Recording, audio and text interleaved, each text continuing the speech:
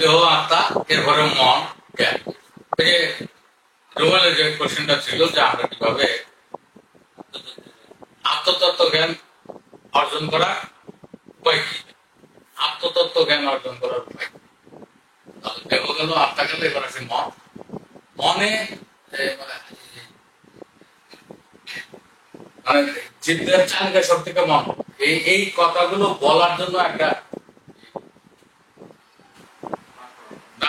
নির্দিষ্ট একটা নিয়মের ভিতরে বলতে হবে।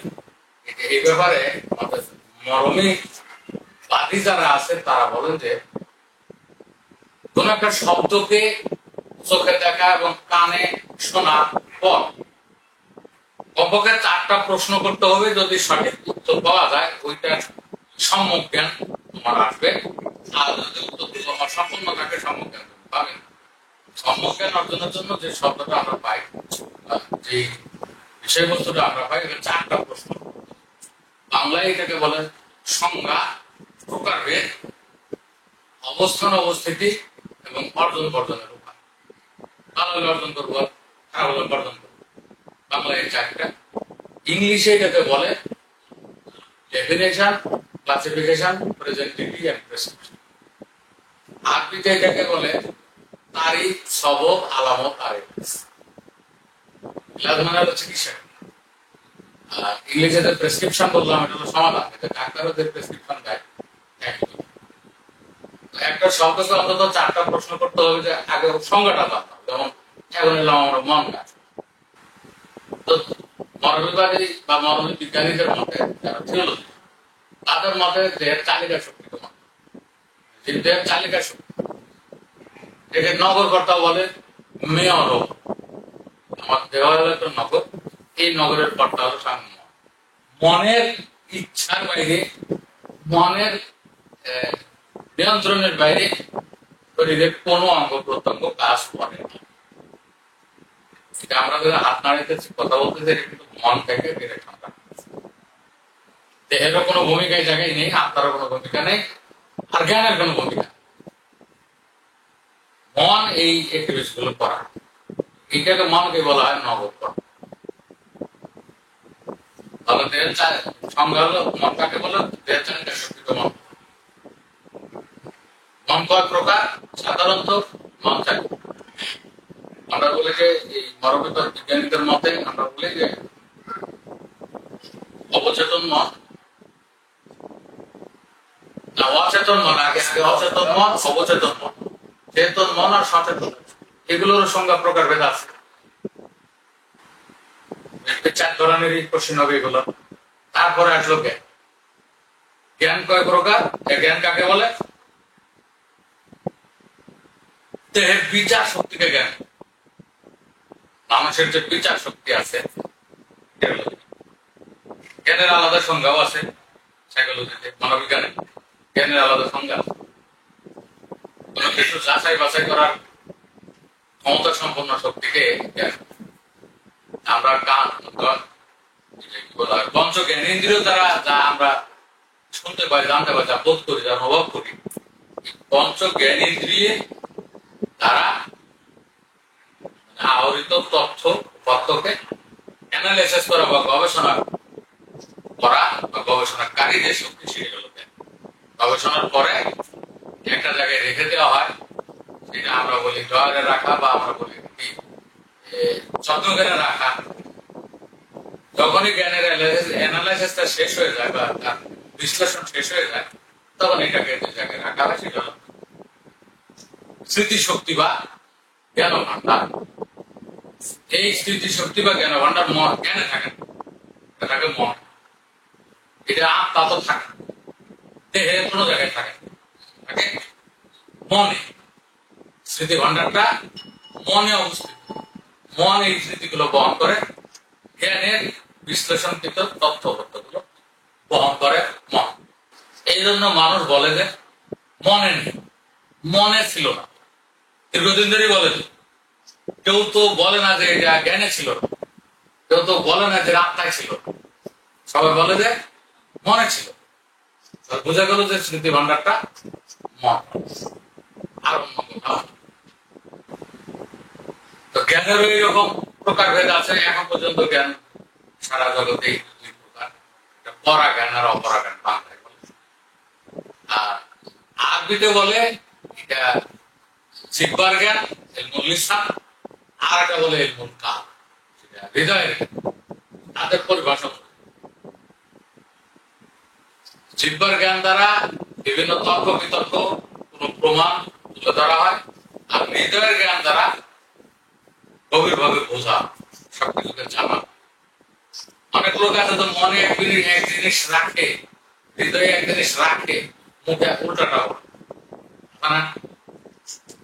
উল্টাটা বলেও সে সত্যকে মিথ্যায় রূপান্তর করতে পারে, মিথ্যাকে সত্য রূপান্তর করতে পারে তর্কবাদী যারা, তর্কবিদ্যা যারা, টেকনোলজি যারা।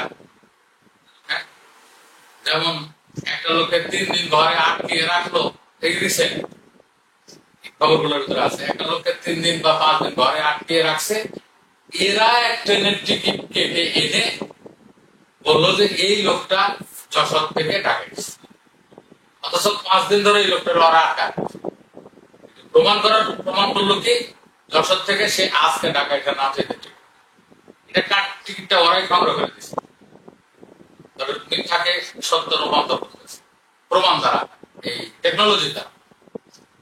মনের কথা আর মুখের কথা কখনোই এক বলা যায়।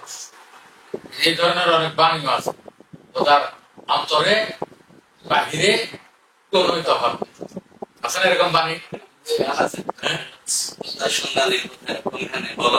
হ্যাঁ, তার অন্তরে এবং বাহিরে কোনো তফাৎ নাই, তার সন্ধানে বলো আমি কোথায়। অন্তরের কথা আর বাইরের যে বডি ল্যাঙ্গুয়েজ এবং তার বাচন ভঙ্গি, এটা একেবারে বিপরীতমুখী হতে পারে, যদি সমান্তরাল হয়।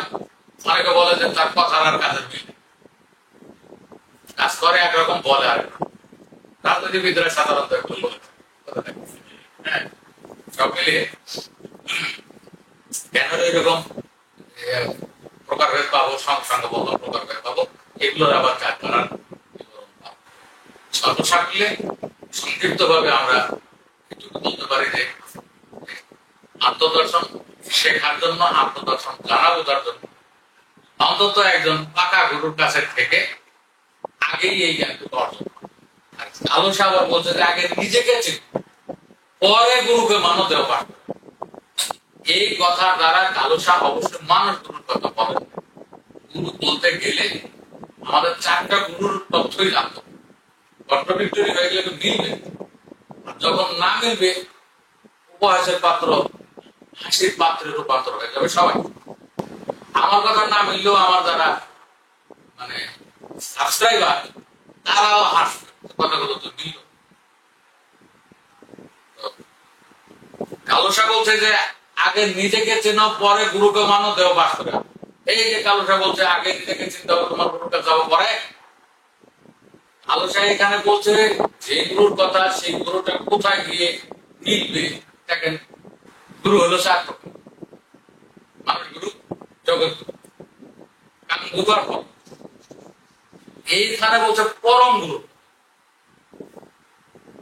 জগৎ গুরু। তুমি আগে নিজেকে চেনো, নিজেকে চিনতে গেলে একজন চেনালের কাছে, একজন জানালো গুরুর কাছে, একজন সাধক গুরুর কাছে, একজন টাকা গুরুর কাছে যেত।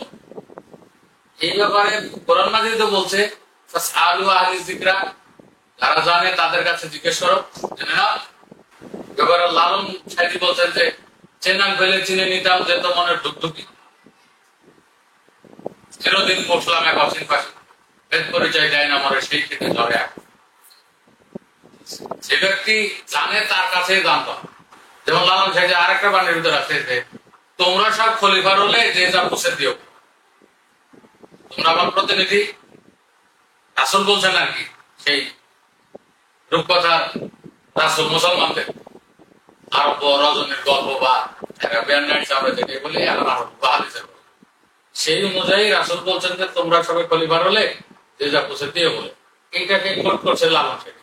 লালন সাহেব বলছেন যে তোমরা সব খলিফার হলে যে যা পুষে দিও, কিন্তু বাক্যটা রাসূলের উদ্ধৃতি দিয়ে বলা, রাসূলের বরাতে বলা। যারা জিজ্ঞেস করবে তাদেরকে আমরা বলে দিই। এ ব্যাপারে কোরআন মাজিদও আরেকটা আয়াত আছে যে আম্মা সাইলা ফালা তানহা আম্মা লিয়াতিমা ফালা তাহার, এটা একটা কথা আছে। আমার মূল কথাটা হলো যে প্রশ্নকারীকে ধমক দিও না, কোরআন মাজিদ বলছে প্রশ্নকারীকে ধমক দিও না, প্রশ্নকারী খুব পাঠক। কেউ যদি কিছু জানতে চায় তাহলে পড়ে দিতে হবে। লালন সাহেবের কথা তাই, তোমরা সব খলিফার হলে যে যা কথা দিয়ে বল। রাসূলের বরাদ দিয়ে বলছে, রাসূলেরও কথা, কোরআনেরও কথা নাই। কেউ যদি জিজ্ঞেস করে, যারা জানে তাদের কাছে তোমরা জিজ্ঞেস করো, ওরা বলে দেবে তোমাদের। তাহলে একজন মানব গুরু এবং একজন সাধক গুরুর মাধ্যমে অবশ্যই নিজের চেনার এই কাজটা করতে। এরপরে তোমার গুরু মানা মানে, 4 ধরনের গুরু আছে সারা বিশ্বে। 4 ধরনের গুরু সবটাই সাধনের গুরু না। একটা গুরু সাধন, একটা গুরুর ভজন, একটা গুরুর পূজন, একটা গুরুর শাসন। যেমন কামের দেবতা মদন, কাম গুরু মদন, তাকে শাসনে রাখতে হবে। আর জগৎ গুরু যে তার ভজন করতে হবে, আর যারা মানুষ গুরু তাদের পূজন করতে হবে। আর যে প্রকৃত গুরু বা আমরা কি বললাম পরম গুরু, তার সেই ব্যাপারে আলোচনার মানেটা হলো আগে নিজেকে চেনা, পরে গুরুকে মানতে হবে, পরে গুরু চেনার পরে। তুমি গুরুই চিনলে না, গুরুকে মান্য করবে কিভাবে? খালি পায়ে হাতে সালাম দিলে মান্য হয়? কাউকে তো মেরেও মান্য করতে হবে। যেমন কাম চট ছাপড় দিয়ে ঠিক করেও তো তাকে মান্য করতে হবে, তাই না? এখন মান্য করা মানে পায়ে হাতে সালাম করা, মান্য করা মানে কারো কাছে নম করা, তা তো মান্য করারও তো অনেকগুলো পদ্ধতি আছে, যার ক্ষেত্রে যেটা প্রযোজ্য। সংক্ষেপে আমরা এতটুকু বললাম যে নিজকে নিজের চেনার জন্য আগে একজন সাধক গুরু শরণাপন্ন হতে হবে। ওই রিলেটেড আধ্যাত্মিক বিদ্যা বা আত্মতত্ত্ব রিলেটেড কিছু বই পুস্তক পড়তে হবে। ইন্ডিভিজুয়াল স্তর গুরু বলতে পারে কারোর পক্ষে সম্ভব না। আবার আধ্যাত্মিক বিদ্যার বই পুস্তক পাওয়াও বর্তমানে সম্ভব নাই। কেউই লাগেনি, সকলে না কোনো সম্প্রদায়, হিন্দু সম্প্রদায়, মুসলমান সম্প্রদায়, বৌদ্ধ সম্প্রদায়, এগুলো সবই সম্প্রদায়। বৈষম্য নাকি? হ্যাঁ, বলতে গেলে কি বৈষম্য যুক্ত সবগুলো হলো বৈষম্যবাদী, বৈষম্য যুক্ত। বৈষম্য মুক্ত বই পুস্তক একেবারেই ভালো। তার কারণে কার বই পড়বো, কেন পড়বো, খুব সাবধান। আমার জানা মতে নিরপেক্ষ বই, বৈষম্য মুক্ত বই, বলনকারী লেখা ছাড়া বাঙালির এই মাথা থেকে মাথা আছে বলে আমার জানা নাই। আপনারা প্রাথমিকভাবে একজন পাকা গুরু বা সাধক গুরু শরণাপন্ন হবেন এবং এই আধ্যাত্মিক বিদ্যা বা আত্মতত্ত্ব রিলেটেড একেবারে বৈষম্য মুক্ত, তাহলে আশা করি একটা মানুষ প্রাথমিকভাবে আত্মদর্শন জানা বোঝার সুযোগ পাবে। Thanks for watching. Lots of